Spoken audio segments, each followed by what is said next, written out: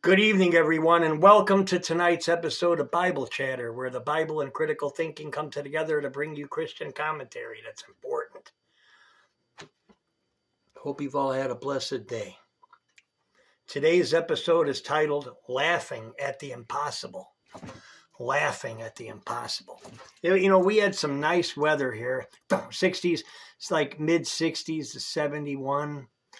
Now it's dropping off, thunderstorms, 45-degree weather. This 20-degree change in temperatures is what gets people sick. So keep an eye out. Make sure that you're prepared for when the temperature drops, that you have a coat with you. Sarah was approaching age 90 when she overheard a mysterious visitor tell her husband that she'd give birth to her first child in a year's time. Sarah thought she was alone and unseen when she laughed in disbelief. But God revealed to Abraham how she'd reacted in Genesis chapter 18, verses 13 through 15. And we're going to read Genesis chapter 18, verses 1 through 15 to touch upon this. Sarah tried denying that she laughed. But the exchange emphasizes that nothing, not even a weary laugh, is hidden from God. In fact, it wasn't the first time Sarah had heard this promise. God had previously told her nearly century-old husband that she would give birth and the boy's name would be Isaac. Abraham had fathered one child, Ishmael, with Sarah's Egyptian maid Hagar. But now God was saying the son born to Sarah in her old age would be heir to an earlier promise, that Abraham would be the father of a great nation. And you can read that, chapter 12, verses 2 and 3. Sarah's disbelief did not disqualify her from receiving the miraculous blessing that God promised, in which the mysterious visitor had described with such clarity. God's plans were far greater than her very understandable doubts. And after Sarah's lifetime of infertility, her pregnancy would drive home an important lesson. Our supernatural God isn't limited by what we label as impossible. Let's dive into the book of Genesis.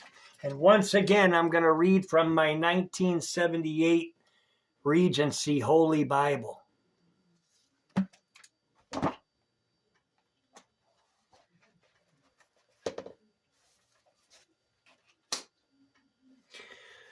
Chapter 18, 1 through 15. And the Lord appeared unto him in the plains of Mamre, and he sat in the tent door in the heat of the day.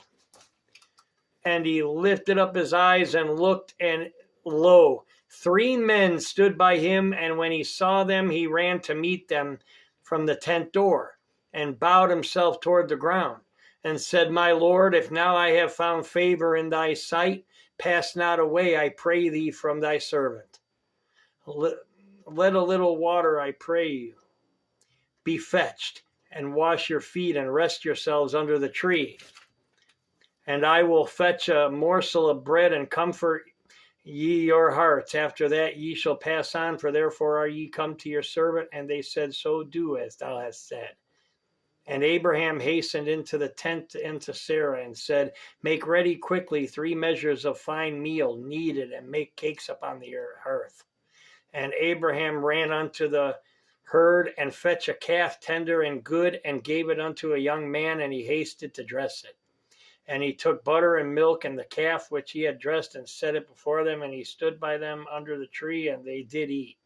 And they said unto him, Where is Sarah thy wife? And he said, Behold, in the tent. And he said, I will certainly return unto thee according to the time of life. And lo, Sarah thy wife shall have a son. And Sarah heard it in the tent door which was behind him. Now Abraham and Sarah were old and well stricken in age, and it ceased to be with Sarah after the manner of women. Therefore Sarah laughed within herself, saying, After I am waxed old, shall I have pleasure, my Lord being old also? And the Lord said unto Abraham, Wherefore did Sarah laugh, saying, Shall I of a surety bear a child which am old. Is anything too hard for the Lord? At the time appointed, I will return unto thee according to the time of life, and Sarah shall have a son. Then Sarah denied, saying, I laughed not, for she was afraid. And he said, Nay, but thou didst laugh. Oh, God saying, you did laugh. I heard you. So God sees and hears everything. Make sure you're on your best behavior. Make sure that we got to make sure we're one with Christ. This has been Bible Chatter, and I love you guys. And I'll see you next time.